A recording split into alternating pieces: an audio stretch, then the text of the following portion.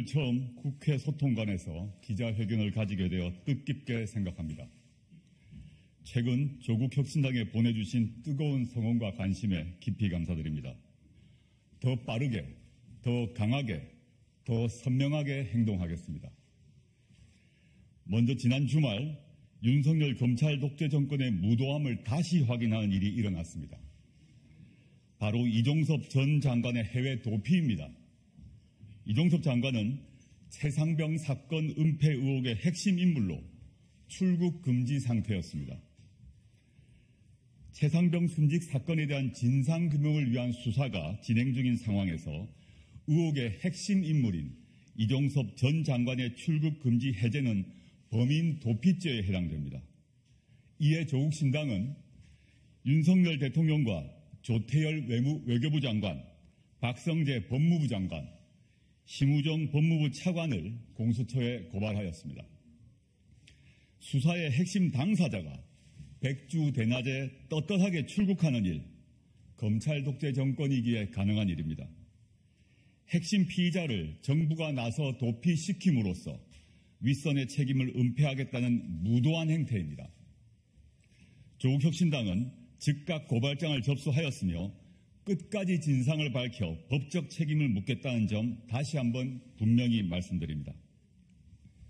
국민 여러분, 검찰 독재 조기 종식과 사법 정의 실현을 위해 조국혁신당은 22대 국회 첫 번째 행동으로 한동훈 특검법을 발의하겠습니다. 조국혁신당 1호 특검 발의입니다.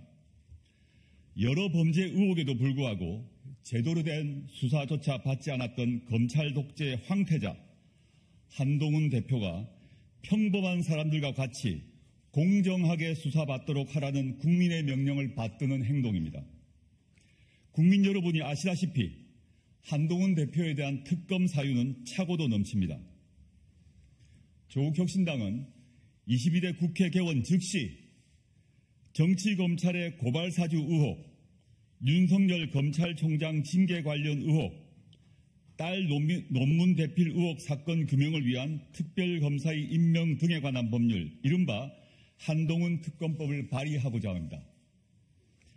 특별검사의 수사대장은 첫째, 손준성, 김웅 등이 윤석열, 한동훈의 지시를 받아 유시민, 최강욱, 뉴스타파 기자 등을 피고발인으로 하여 제기한 고발사주 의혹에 대한 공무상 기밀 누설, 공직선거법 위반 등의 사건.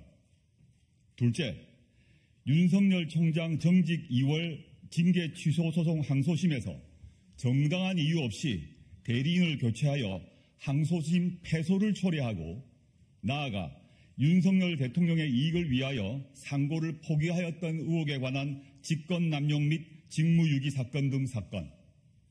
셋째, 한동훈의 딸 알렉스한 논문 대필, 해외 웹사이트 에세이 표절, 봉사활동 시간 2만 시간으로 부풀려 봉사상 등 수상, 전문 개발자가 제작한 앱을 직접 제작한 것처럼 제출 등을 실행했다는 의혹에 관한 업무방해죄 등 사건.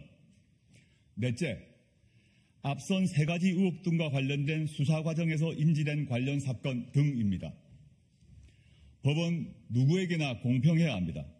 특히 검사 출신 대통령이라고 하여 검사 출신 집권 여당의 대표라고 하여 예외가 될 수는 없습니다. 선택적 수사에 골몰하는 정치 검찰에 대한 국민의 준엄한 심판이 필요합니다. 조국혁신당이 맨 앞에 서겠습니다.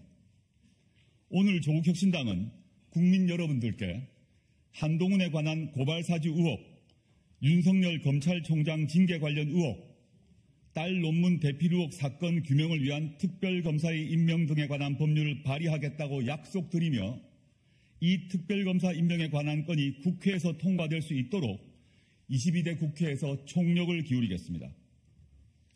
한동훈 특검 발의는 그 시작에 불과합니다.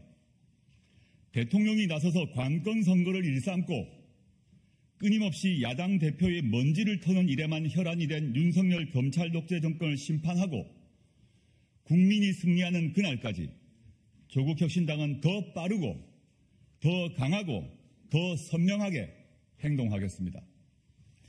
존경하는 국민 여러분, 조국혁신당은 검찰 독재 조기 종식을 향한 쇄빙선이자 민주진보 세력의 승리의 예인선이 되겠습니다. 3년은 너무 깁니다. 다시 국민이 승리하는 역사를 조국혁신당이 만들어 나가겠습니다. 주인공은 국민 여러분들입니다. 함께해 주십시오. 감사합니다.